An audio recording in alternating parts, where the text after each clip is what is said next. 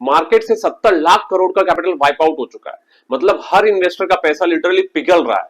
Sensex सिर्फ 10 दिनों में 4,500 पॉइंट गिर चुका है और निफ्टी 800 पॉइंट से ज्यादा क्रैश कर गया है।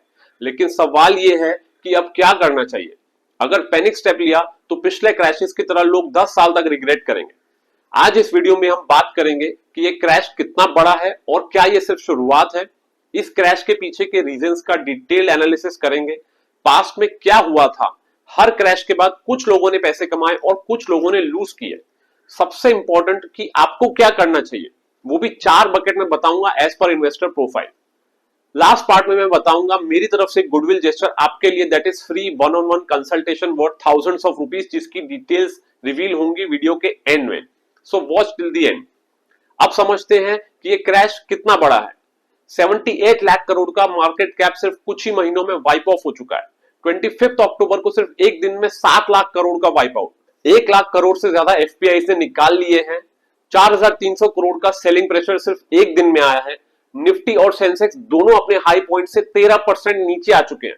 सेंसेक्स के 2/3 कॉन्स्टिट्यूएंट्स रेड जोन में हैं और निफ्टी के 43 आउट ऑफ 50 डिक्लाइन में है और 13 मेजर सेक्टर्स ने लॉसेस फेस किए हैं। आईएनआर 87 पर यूएसडी तक गिर चुका है, जो लाइफ टाइम लो है। 3386 स्टॉक्स नीचे गए हैं और 629 स्टॉक्स ऊपर गए हैं। मार्केट का वोलेटिलिटी इंडेक्स इंडिया विक्स 25 पार कर चुका है। स्मॉल कैप इंडेक्स पीक से 23% नीचे आ चुका है और 11% गिरावट एक ही हफ्ते में हुई है। मिड कैप इंडेक्स पीक से 20% नीचे गिर चुका है और 8% गिरावट एक हफ्ते में हुई है। अब समझते हैं मार्केट क्रैश के असली रीजंस।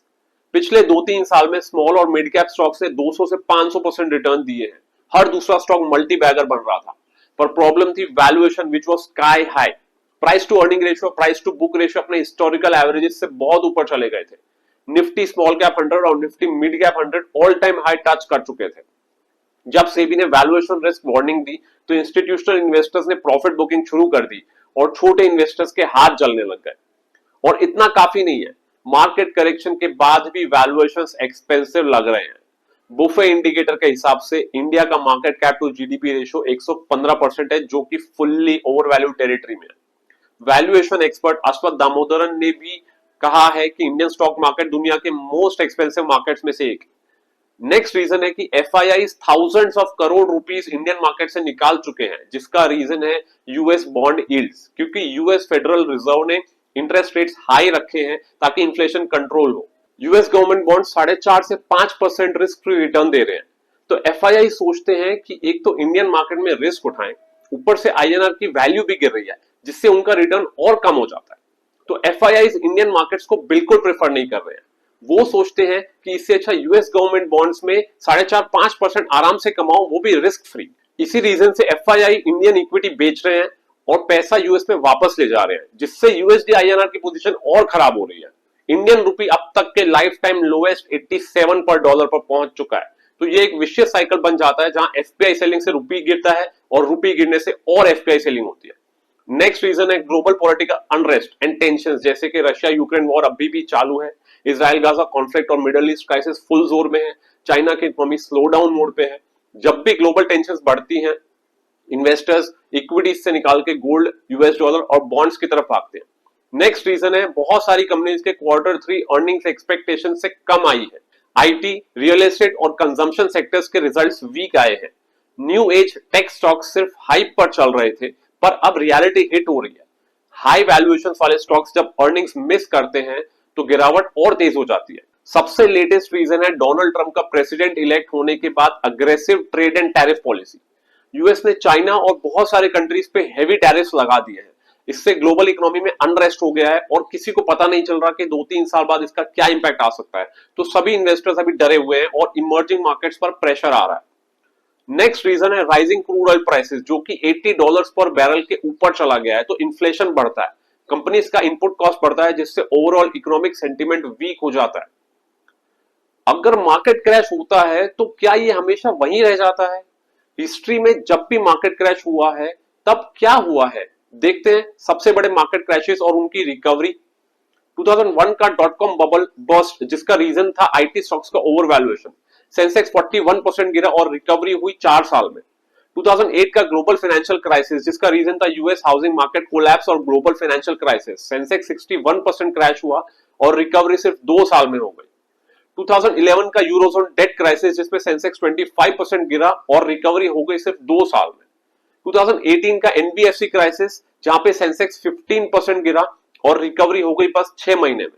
2020 का कोविड क्रैश, जिसमें सेंसेक्स 38% गिरा, जिसका रीजन था ग्लोबल लॉकडाउन और इकोनॉमिक अनसर्टेनिटी, जिसकी रिकवरी बस 8 महीने में हो चुकी थी। 2022 का रशिया यूक्रेन वॉर, जिसमें सेंसेक्स 10% गिरा और रिकवरी सिर्फ 5 महीने में हो गई। तो ओवर वैल्यूएशन बबल, दुनिया के सबसे बड़े financial crisis, eurozone recession, liquidity issues, Covid pandemic, Wars, कुछ भी मार्केट को रोक नहीं सका। फ्रेंड्स, हिस्ट्री देखो, सीखो और पेशेंस रखो। अब आते हैं सबसे इंपॉर्टेंट पार्ट पे कि क्रैश में आपको क्या करना चाहिए। अगर आप फर्स्ट टाइम इन्वेस्टर्स हैं जिनकी फीलिंग होती है कि मार्केट क्रैश हो रहा है तो शुरू करूं या रुक जाऊं, तो आप एसआईपी स्टार्ट करो और थोड़ा बहुत लमसम भी कर सकते हो। सेफ और सॉलिड फंड्स चूज करें, जैसे कि इंडेक्स फंड्स और लार्ज कैप फंड्स। अलग अलग फंड्स में इन्वेस्ट करें ताकि आपको डाइवर्सिफिकेशन मिले। अपना होराइजन लॉन्ग टर्म रखें, क्योंकि क्रैश सिर्फ एक फेज है, मार्केट हमेशा लॉन्ग टर्म में ऊपर जाता है। अगर आप इंटरमीडिएट इन्वेस्टर हैं, यानी कि 1 से 5 साल का मार्केट एक्सपीरियंस है, तो आपका कंसर्न होगा कि मेरा पैसा तो गिर रहा है, क्या मुझे बेच देना चाहिए। तो आप पैनिक मत करो, पेशेंस रखो, पोर्टफोलियो चेक करो कि क्या सिर्फ मिड और स्मॉल कैप एक्सपोजर ज्यादा है, तो आप रीबैलेंसिंग करें। अगर और फंड्स हैं तो और परचेज करके कॉस्ट एवरेजिंग करें। लॉन्ग टर्म इन्वेस्टिंग जर्नी में मार्केट के साइकिल समझने का ये बेस्ट चांस है। अगर आप एक्सपीरियंस्ड इन्वेस्टर है, यानी 5+ इयर्स का मार्केट एक्सपीरियंस है, तो आपकी फीलिंग होगी कि मैं मार्केट का पूरा फायदा कैसे उठा सकता हूं। अगर आपने अभी तक सेक्टर फंड्स ट्राई नहीं किए हैं, तो this is the right time to add sector funds into your portfolio, like IT, pharma and banking.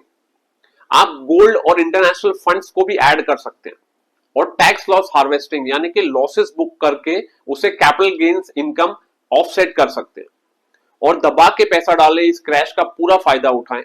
और अगर आपको अभी तक आपके इक्विटी म्यूचुअल फंड में पास्ट 5 ईयर से ज्यादा इन्वेस्टेड होने के बाद भी 15% पर एनम से ज्यादा रिटर्न नहीं मिला है, तो अपने एडवाइजर को फायर कर दीजिए। मेरी तरफ से अपने सभी सब्सक्राइबर्स के लिए एक गुडविल जेस्चर है, free consultation. Mutual funds, tax planning या पोर्टफोलियो रिव्यू पर गाइडेंस चाहिए तो मुझे व्हाट्सएप कर सकते हैं। मेरी रेगुलर एडवाइजरी फीस 10,000 से 1 लाख रुपीस तक होती है, पर आपको फीस देनी है चैनल को सब्सक्राइब करके और वीडियो को अपने व्हाट्सएप ग्रुप्स पर शेयर करके। Thank you.